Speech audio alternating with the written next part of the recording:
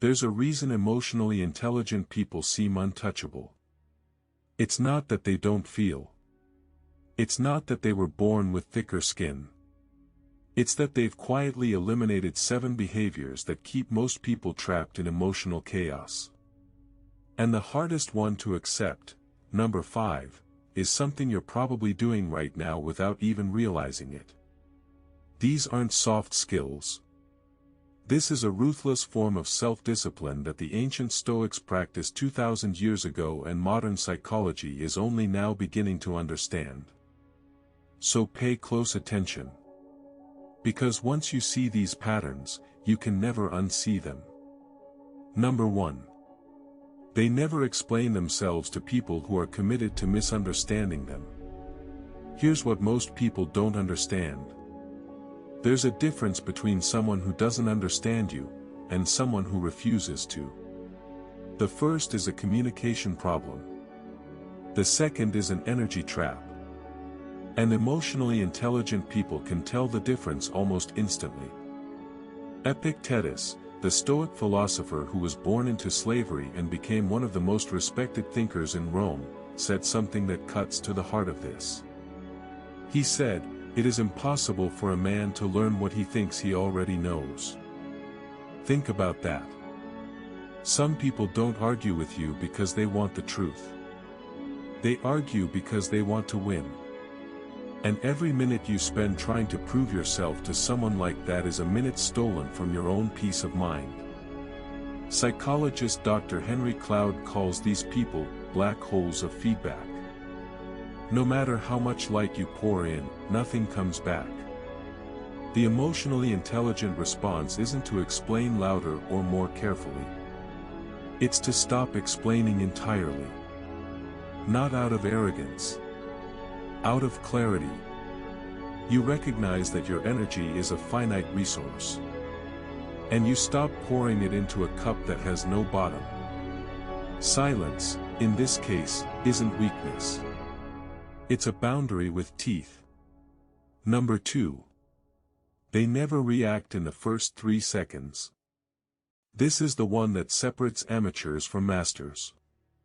In 2007, researcher Matthew Lieberman at UCLA discovered something remarkable. When people simply name their emotion, when they pause and say to themselves, "I'm feeling anger right now," the activity in their amygdala, the brain's alarm system, decreases almost immediately. He called it affect labeling. The ancient Stoics had no brain scanners. But they knew this.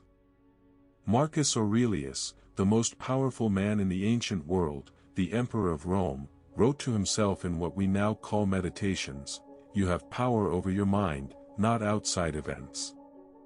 Realize this, and you will find strength." He wasn't writing self-help. He was writing battlefield strategy for the war inside his own head. And his primary weapon was the pause. That 3-second gap between stimulus and response. Most people don't even know it exists. Here's the truth that will change your life if you let it.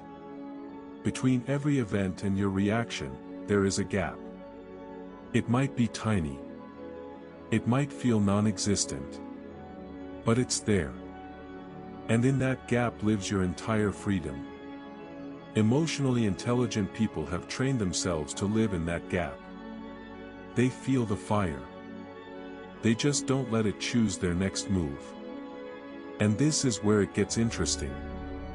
Because this discipline feeds directly into number 3. Number 3. They never seek validation by proving others wrong. This one is counterintuitive. Because our culture teaches us that winning an argument means you've won something valuable. But emotionally intelligent people have realized a dangerous truth about winning arguments: it almost never changes the other person's mind. And it always costs you something. Your calm. Your time. Sometimes, your relationships. Seneca wrote something about this that still stings 2,000 years later. He said, "The greatest remedy for anger is delay." But here's the layer beneath that. The need to prove someone wrong is anger wearing a mask. It disguises itself as logic, as justice, as just setting the record straight. But underneath it, every single time, is a bruised ego demanding to be soothed. Research from Harvard psychologist Daniel Wegner showed that the more we try to suppress or fight a thought, the stronger it rebounds. The emotionally intelligent person doesn't fight. They redirect. They let silence do the heavy lifting. They let results speak over time. Because here's what they know that most people haven't figured out yet: the person who needs to announce they're right, rarely is. And the person who quietly moves forward without seeking applause is the one who ends up undeniable. The ancient Stoics called this sympathia, an alignment with the natural order. You don't argue with the river about which way it should flow. You don't argue with a fool about what he should believe. You just keep moving. Number 4. And this is the unexpected one. They never confuse someone's opinion of them with the truth about them. Now, on the surface, this sounds obvious. But in practice, almost nobody does this well. Here's why. There's a concept in psychology called the looking glass self, developed by sociologist Charles Horton Cooley in 1902. It means we build our identity based on how we believe others see us. Not how they actually see us. How we imagine they see us. Think about it. How many decisions have you made, not because they were right for you, but because you were terrified of what someone might think? How many versions of yourself have you performed for people who weren't even paying attention? Epictetus understood this at the deepest level. He said, "If anyone tells you that a certain person speaks ill of you, do not make excuses about what is said of you, but answer, 'He was ignorant of my other faults, else he would not have mentioned these alone.'" That's not arrogance. That's armor forged from self-awareness. Emotionally intelligent people have developed what psychologists now call a stable internal locus of evaluation. Meaning their sense of self doesn't fluctuate based on the last comment, the last rejection, the last like or dislike they received. They assess themselves from the inside out, not the outside in. This is a dark psychology defense mechanism. Because the moment your identity depends on someone else's opinion, you've handed them remote control access to your emotions. And some people will use that access to destroy you without even meaning to. Number 5. And I warned you, this is the hardest one to accept. They never emotionally invest in people who only reach out when they need something. Read that again. Because right now, someone just came to mind. Someone you've been making excuses for. Someone who disappears the moment your usefulness runs out and reappears the moment they need a favor, a shoulder, an audience. The Stoics had a word for this kind of relationship: indifferent. Not because they were cold, but because they understood that attachment to people who don't reciprocate is a form of self-harm disguised as loyalty. Seneca wrote to his friend Lucilius, "One of the most beautiful qualities of true friendship is to understand and to be understood." Notice what he didn't say. He didn't say friendship is sacrifice without return. He didn't say friendship is giving until you're empty. He said it's mutual understanding. And if that mutuality doesn't exist, you are not in a friendship. You are in a transaction where only one person knows the price. Psychologist Dr. Judith Orloff calls these people emotional vampires, and her research at UCLA showed that chronic exposure to one-sided relationships raises cortisol levels, disrupts sleep, and weakens the immune system. Your body literally breaks down from relationships your mind refuses to leave. Emotionally intelligent people practice what the Stoics called strategic detachment. They don't hate the person. They don't seek revenge. They simply and quietly withdraw their energy. They close the door without slamming it. And that silence says everything they never needed to say. Number 6.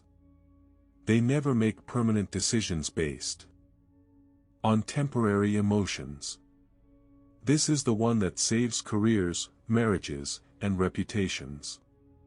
When you're angry, every bridge looks like it deserves to be burned. When you're heartbroken, every memory looks like a lie. When you're anxious, every future looks like a catastrophe. Marcus Aurelius knew this trap well.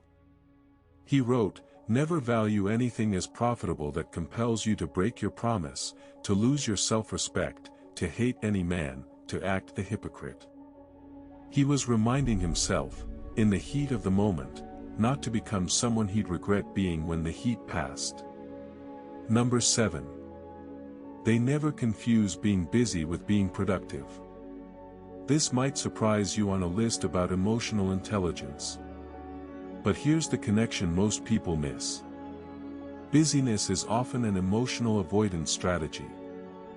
We fill our schedules not because everything matters, but because sitting still forces us to feel things we've been running from. Seneca saw through this centuries ago. He wrote, "It is not that we have a short time to live, but that we waste a great deal of it. Life is long enough, and a sufficiently generous amount has been given to us for the highest achievements if it were all well invested." Emotionally intelligent people audit their time like they audit their relationships. Ruthlessly. Intentionally. Without apology. Now, here's the bigger picture. The thread connecting all 7 of these behaviors. Every single one of them is about one thing: the refusal to give away your inner authority. The person who explains themselves endlessly has handed their authority to the critic. The person who reacts instantly has handed their authority to the stimulus. The person who needs to prove others wrong has handed their authority to the argument. The person who lives by other people's opinions has handed their authority to the crowd. And the person who keeps investing in those who don't invest back has handed their authority to someone who never asked for it and will never honor it. Emotional intelligence isn't about being calm all the time. It's not about suppressing what you feel. It's about being the last person in the room to lose themselves, and the first person to find themselves again. The Stoics didn't build philosophy for monks on mountaintops. They built it for emperors at war. For prisoners in chains. For merchants in crisis. For people like you, living in a world that will take everything from you, if you let it react on your behalf. So here is your assignment. Not from me. From Marcus Aurelius himself. He wrote, "Waste no more time arguing about what a good man should be. Be one." Pick one behavior from this list. Just one. The one that hit closest to home. And eliminate it. Not tomorrow. Not next week. Today. Because the difference between the person you are and the person you could be is not more knowledge. It's not more motivation. It's fewer reactions. Fewer explanations. Fewer people with access to your peace. Remember, you don't become emotionally intelligent by adding more to your life. You become emotionally intelligent by removing what was never supposed to be there in the first place.